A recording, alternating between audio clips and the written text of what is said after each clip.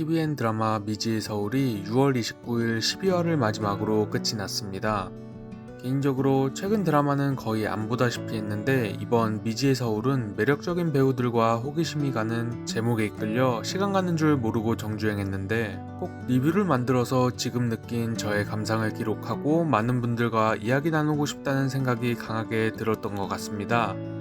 영상은 작품의 좋았던 점과 아쉬웠던 점을 간략히 이야기하고 이후 저만의 해석을 진행하는 방향으로 진행해 보겠습니다. 먼저 좋았던 점은 드라마 속 캐릭터 그리고 그 캐릭터들을 연기한 배우들입니다. 먼저 주연 배우 3인방에 대해 이야기해야 할 것 같습니다.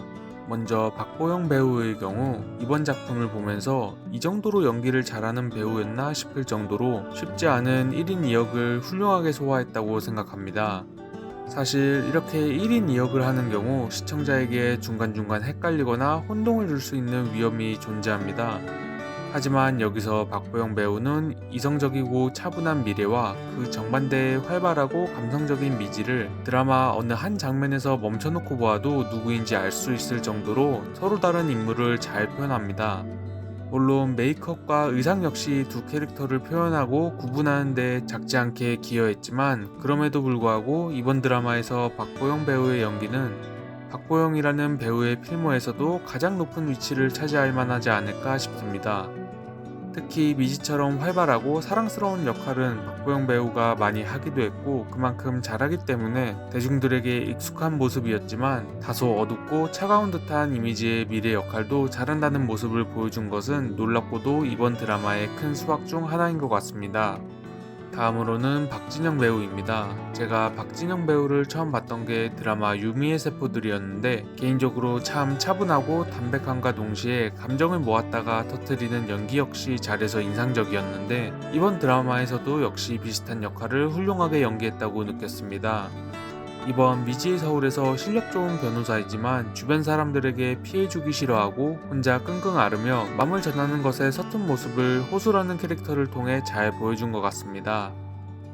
류경수 배우도 최근 개봉했던 야당에서의 연기를 인상 깊게 보았는데 이번 미지의 서울에서 또 보게 되어 반가웠고 특유의 익살스럽고 코믹한 연기로 분위기를 가볍게 환기하다가도 중간중간 멋지고 츤데레스러운 모습에서 오는 갭 차이가 상당히 매력적이었던 것 같습니다.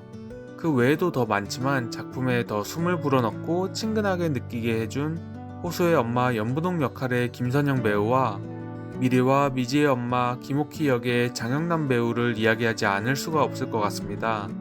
정말 익숙한 우리네 엄마를 너무 현실적으로 연기를 잘하셔서 마치 진짜 미지와 호수의 엄마처럼 느껴지기도 했던 것 같습니다. 주인공들과 다른 주변인들과의 관계도 좋았지만 두 배우의 우리네 엄마 연기를 통해 부모와 자식이라는 테마로 작품 속에서 한층 더 풍부하고 깊은 감정을 이끌어내는 데 큰 역할을 했다고 생각합니다.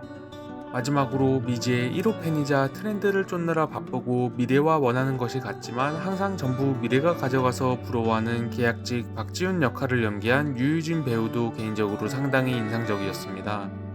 특히 박지윤이라는 해당 역할이 하는 대사와 상황이 공감되고 현실적이라고 느껴져서 더 눈길이 갔던 것 같습니다. 사실 닮은 두 사람이 잠시 인생을 바꿔서 살아보는 이야기는 웹툰, 소설 등 종종 나오는 익숙한 소재임에도 미지의 서울은 입체적이고 흡입력 있는 서사를 주인공들과 주변 인물들에게 부여함으로써 큰 틀에서 대체로 벗어나지 않고 일관성 있게 이야기를 이어나갑니다. 그에 따라 드라마를 보는 동안 각각의 인물의 입장에서 감정을 어렵지 않게 이입하면서 흐름을 따라갈 수 있었던 것 같습니다. 그 외에도 인물들 사이에서 오는 관계의 변화와 하나하나 울림이 있는 주옥 같은 대사들을 음미하는 재미 역시 작품의 큰 강점이라고 생각합니다. 다음으로는 아쉬웠던 점입니다. 미지의 서울은 딱히 이렇다 할 아쉬운 점이 없다시피 할 만한 작품이라고 생각합니다.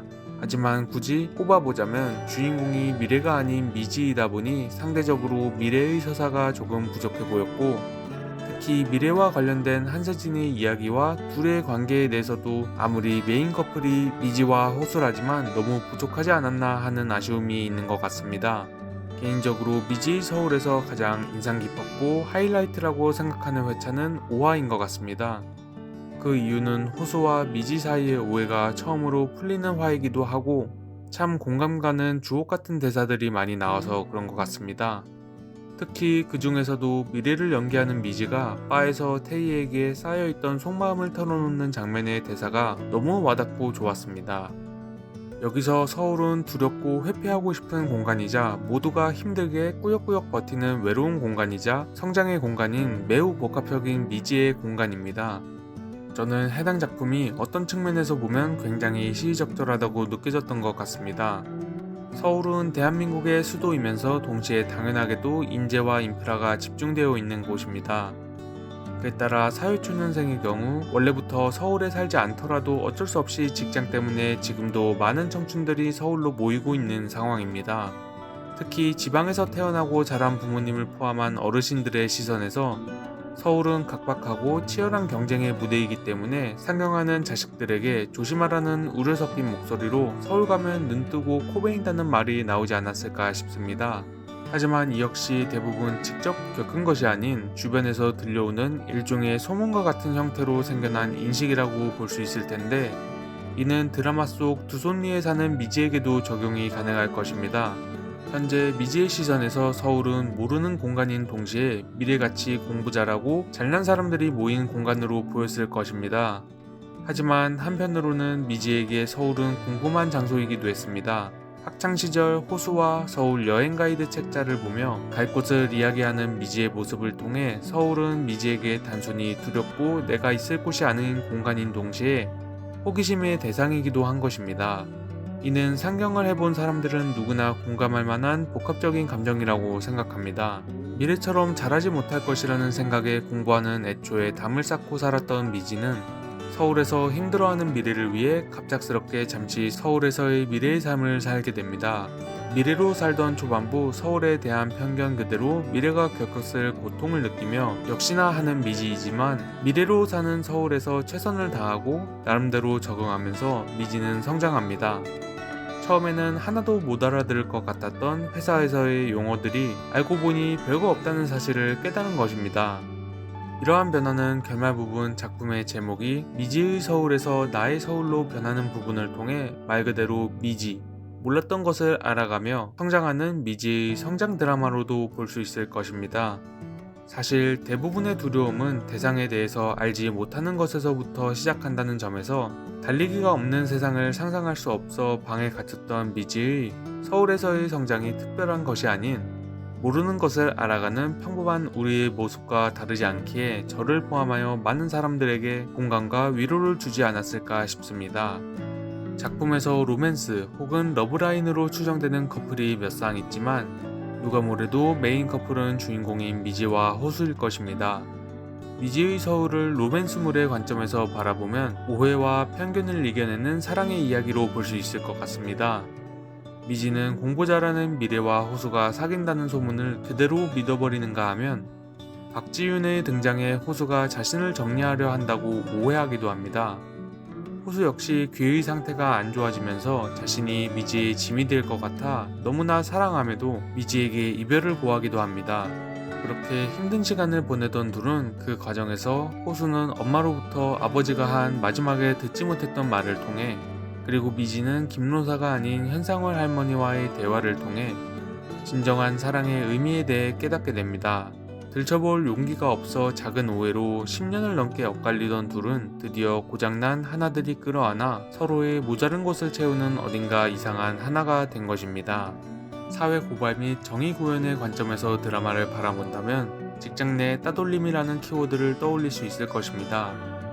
미래는 자신의 사수인 김수현을 돕다가 그녀가 버티다 못해 도망치자 자연스럽게 그 폭력은 미래에게 향합니다. 이것은 작품에서 미래와 미지가 서로의 삶을 바꿔서 살게 되는 계기이자 작품의 거대한 줄기 중 하나로 존재합니다. 여기서 해당 작품이 훌륭한 점은 직장이라는 집단 내에서 피해자가 겪게 되는 폭력과 이러한 사건이 진행되고 결국 가해자들이 처벌받기까지의 과정을 굉장히 인위적인 느낌 없이 자연스럽게 그린다는 것입니다.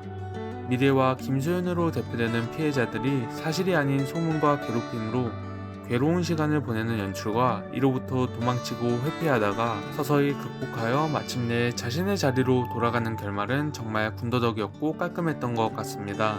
자칫 잘못 표현하면 논란이 생길 수 있고 비판받을 만한 리스크가 있는 소재이지만 이 작품은 이렇게 어렵고 복잡하게 꼬인 문제를 하나하나 실타래 풀듯이 침착하고 천천히 해결해 나간다는 점에서 현실적이라고 느껴지기도 했습니다.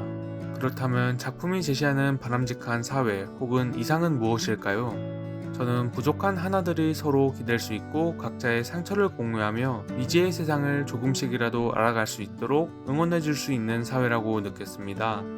이러한 미지의 상태에서 벗어나기 위해서는 자신과 상대방을 포함한 세상에 대한 이해는 필수적일 것입니다. 하지만 이해는 가만히 있는 사람에게 주어지는 것이 아닙니다. 특히 큰 상실을 겪은 사람의 고통을 함부로 재단하고 이해하며 공감하는 척하는 것은 오히려 악효과를 일으킬 것입니다. 작품에서도 주요 인물들은 모두 상실의 고통을 겪었습니다. 대표적으로 미래와 미지는 아버지와 할머니, 호수는 아버지, 세진이는 할아버지, 상월은 김로사를 말입니다. 이들의 공통점은 처음에는 자신의 약점과 아픔을 숨기기에 바빴지만 시간이 지남에 따라 서로의 상실의 경험을 공유하고 깊게 이해하며 누구보다 서로가 서로를 기댈 수 있는 깊은 유대관계를 쌓게 됩니다. 해당 드라마의 큰 강점 중 하나는 이를 전혀 억지스럽지 않고 자기적으로 보여주지 않고 굉장히 솔직하고 담백하면서 자연스럽고 조심스럽게 시청자들에게 보여준다는 것입니다. 정리해보자면 드라마 미지의 서울은 주인공들을 포함하여 각각의 인물들이 자신만의 미지의 영역을 극복하는 이야기라고 볼 수 있을 것 같습니다. 그런 점에서 저는 비교가 일상이 된 우리 사회에서 자신만의 길을 어떻게든 찾아 꾸역꾸역 해나가거나 혹은 해나가려는 사람들을 위로하고 응원하는 드라마로 때로는 자신의 약점을 드러냄으로써 더 깊은 관계를 맺고 서로 기댈 수 있는 너그러운 사회를 만들어 나가자는 따뜻한 메시지를 느낄 수 있는 좋은 작품이었다고 생각합니다. 그에 따라 지금 현재 대한민국을 살아가는 방황하는 청춘들, 특히나 오늘날의 서울을 살아가는 사람들에게 강력하게 추천하고 싶은 드라마라고 생각했고 앞으로 이런 드라마가 더 많이 나왔으면 하는 바람입니다. 이번 드라마 미지의 서울에 대한 제 별점은 다음과 같습니다. 여러분은 드라마 미지의 서울을 어떻게 보셨나요? 저는 여러분들의 감상을 항상 기다리고 있다는 점을 말씀드리면서 이번 영상은 여기서 마무리하겠습니다. 그럼 지금까지 영상 시청해 주셔서 감사하고 다음에 또 좋은 컨텐츠와 리뷰를 가지고 다시 찾아뵙겠습니다. 감사합니다.